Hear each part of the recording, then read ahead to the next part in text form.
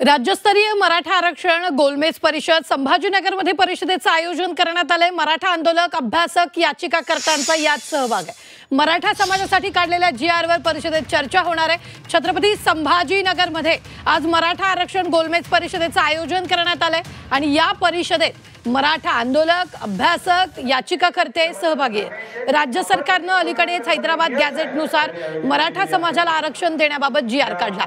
यावर या परिषदेत चर्चा होणार आहे। या परिषदेत सहभागी झालेल्या आंदोलक आणि अभ्यासकांशी संवाद साधला आमचे प्रतिनिधी नितेश महाजन यांनी।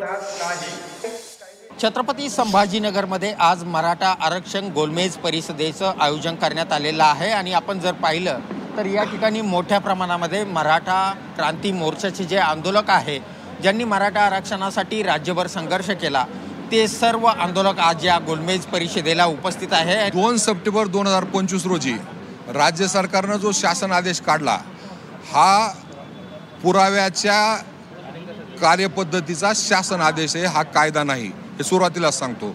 आणि सरकार सांगतंय, राज्याचे प्रमुख सांगतायत की मराठ्यांच्या आरक्षणाचे प्रश्न मिटलेत आणि दुसरीकडे सन्माननीय मुख्यमंत्रीच सांगतायत की ज्यांचं रक्तनात्याचा संबंध असेल, जो कुणबी असेल, त्याला कुठलाही आरक्षणाला न धक्का लावता आम्ही या ठिकाणी आरक्षण दिलेलं आहे। ही नेमकी काय गोम आहे हा प्रश्न आहे, म्हणून आम्ही अभ्यासकांनी यामध्ये विचारमंथन केलंय आणि त्यातूनही परिषद ठेवली। या राज्याचे प्रमुख मुख्यमंत्री महोदय देवेंद्र फडणवीस या ठिकाणी सांगतात का कोणाच्याही आरक्षणाला धक्का न लागता आम्ही मराठा समाजाला आरक्षण देणार आहोत आणि ते त्या पद्धतीने हा जीआर काढलेला आहे।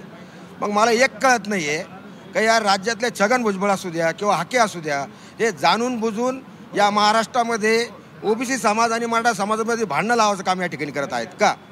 माझा या ठिकाणी मुख्यमंत्री महोदयांना या ठिकाणी विनंती आहे की तात्काळ या छगन भुजबळचे तुम्ही या मंत्रिपदावरून हकालपट्टी करा। अरे संविधानाच्या माध्यमातून यांना मंत्रिपदाची या ठिकाणी शपथ घेतलेली आहे आणि 2 समाजामध्ये भांडणं लावायचं काम हा छगन भुजबळ करत आहे। 2 सप्टेंबरला जो जीआर हैदराबाद गॅझेटियर लावून दिलेला आहे, त्या जीआरमधून काहीही साध्य झालेलं नाही असा सर्व अभ्यासकाचा निष्कर्ष आहे।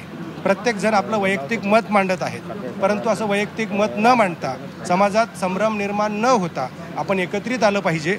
नेमकं काय झालंय 2 सप्टेंबरला, मराठा समाजाला काय मिळालंय, खरंच मिळालंय का, आणि नाही मिळालं तर त्यासाठी आपल्याला काय करता येईल, यासाठी याच्यावर विचारमंथन होणार आहे। व्हिडिओ जर्नलिस्ट मोहम्मद तौफिकसह नितेश महाजन, झी मीडिया, छत्रपती संभाजीनगर।